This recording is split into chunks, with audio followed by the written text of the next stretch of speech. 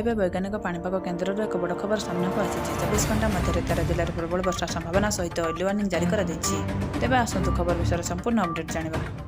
ଆଭ୍ୟନ୍ତରୀଣ ଓଡ଼ିଶାରେ ଲଘୁଚାପ ବଳୟ ସକ୍ରିୟ ରହିଥିବା ବେଳେ ରାଜ୍ୟର ବିଭିନ୍ନ ଅଞ୍ଚଳରେ ଦକ୍ଷିଣ ପୂର୍ବ ମୌସୁମୀ ସକ୍ରିୟ ରହିଛି।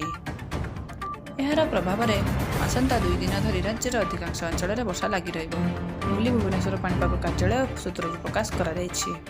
ଅନ୍ୟପକ୍ଷରେ ମୌସୁମୀ ନିମ୍ନଚାପରେଖା ଆଜି ଶୁକ୍ରବାର ତାର ସାଧାରଣ ଅବସ୍ଥାନଠାରୁ ଦକ୍ଷିଣରେ ରହିବା ସହ ରାଜସ୍ଥାନର ଜସମେଲରୁ ବାହାରି କୁଟା, ରାଇସେନ, ପେନ୍ଦ୍ରାରୋଡ଼, ଜାମଶେଦପୁର ମଧ୍ୟ ଦେଇ ପଶ୍ଚିମବଙ୍ଗର ଦୀଘାରୁ ପୂର୍ବ ଦକ୍ଷିଣ ପୂର୍ବ ଦିଗରେ ଉତ୍ତର ପୂର୍ବ ବଙ୍ଗୋପସାଗର ଯାଏଁ ଲମ୍ବିଛି।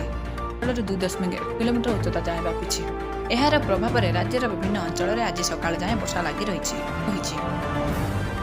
ତେବେ ଆସନ୍ତା 24 ଘଣ୍ଟା ମଧ୍ୟରେ ଅର୍ଥାତ୍ 9 ତାରିଖ ଶନିବାର ଅପରାହ୍ନ ମଧ୍ୟରେ ରାଜ୍ୟର 13ଟି ଜିଲ୍ଲାରେ 2ଟି ସ୍ଥାନରେ ପ୍ରବଳ ବର୍ଷା 7ରୁ 11 ସେଣ୍ଟିମିଟର ସମ୍ଭାବନା ରହିଛି ବୋଲି ଆଜି ଅପରାହ୍ନରେ ସୂଚନାରେ ପାଣିପାଗ ବିଭାଗର ଭୁବନେଶ୍ୱର ସ୍ଥିତ ଆଞ୍ଚଳିକ କେନ୍ଦ୍ର କହିଛି।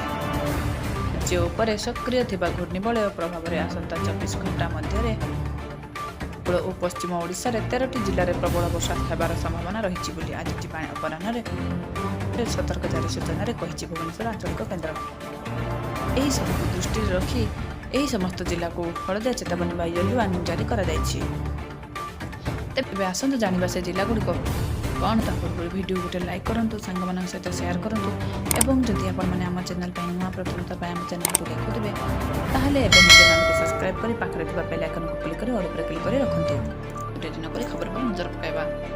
ସୂଚନା ଅନୁସାରେ 24 ଘଣ୍ଟା ମଧ୍ୟରେ ଅର୍ଥାତ୍ 9 ତାରିଖ ସେପ୍ଟେମ୍ବର ଶନିବାର ଅପରାହ୍ନ ମଧ୍ୟରେ ମୟୂରଭଞ୍ଜ, ବାଲେଶ୍ୱର, ଭଦ୍ରକ, ଯାଜପୁର, କଟକ, ଢେଙ୍କାନାଳ, ଅନୁଗୁଳ, କେନ୍ଦୁଝର, ବରଗଡ଼, ଦେବଗଡ଼, ଝାରସୁଗୁଡ଼ା ଓ ସୁନ୍ଦରଗଡ଼ ଆଦି 13ଟି ପ୍ରବଳ ବର୍ଷା ହେବାର ସମ୍ଭାବନା ରହିଛି ବୋଲି ଆଜି ଅପରାହ୍ନରେ ଜାରି ସତର୍କ ସୂଚନାରେ କହିଛି ଭୁବନେଶ୍ୱର ସ୍ଥିତ ଆଞ୍ଚଳିକ କେନ୍ଦ୍ର।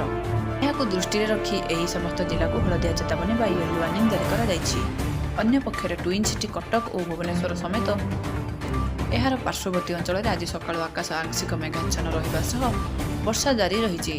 ତେବେ ଟ୍ୱିନ୍ ସିଟି ଅଞ୍ଚଳରେ ଅପରାହ୍ନରୁ ବିଳମ୍ବିତ ସନ୍ଧ୍ୟା ମଧ୍ୟରେ ବଜ୍ରପାତ ସହ ଅସରାଏ 2 ଅସରାଏ ମଧ୍ୟମରୁ ପ୍ରବଳ ବର୍ଷା ହେବାର ସମ୍ଭାବନା ରହିଛି। ତେଣୁ ଆପଣମାନେ ସତର୍କ ରୁହନ୍ତୁ।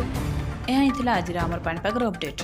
ଯଦି ଆପଣମାନେ ଏହିଭଳି ଲାଟେଷ୍ଟ ବ୍ରେକିଂ ନ୍ୟୁଜ୍ ଦେଖିବାକୁ ଚାହାନ୍ତି ଆମ ଚ୍ୟାନେଲ ସହିତ ଯୋଡ଼ି ରୁହନ୍ତୁ। ଚ୍ୟାନେଲକୁ ସବସ୍କ୍ରାଇବ୍ କରି ପାଖରେ ଥିବା ବେଲ୍ ଆଇକନକୁ କ୍ଲିକ୍ କରି ଅଲ୍ ଉପରେ କ୍ଲିକ୍ କରିବା ପାଇଁ ବିଲକୁଲ ବି ତେବେ ଆପଣମାନେ ଆମ ଚ୍ୟାନେଲ ମାଧ୍ୟମରେ ସବୁବେଳେ ଲାଟେଷ୍ଟ ବ୍ରେକିଂ ନ୍ୟୁଜ୍ ଦେଖିପାରିବେ, ସବୁବେଳେ ସଠିକ୍ ସୂଚନା ପାଇପାରିବେ। ଯଦି ବହୁତ ଅନୁସନ୍ଧାନ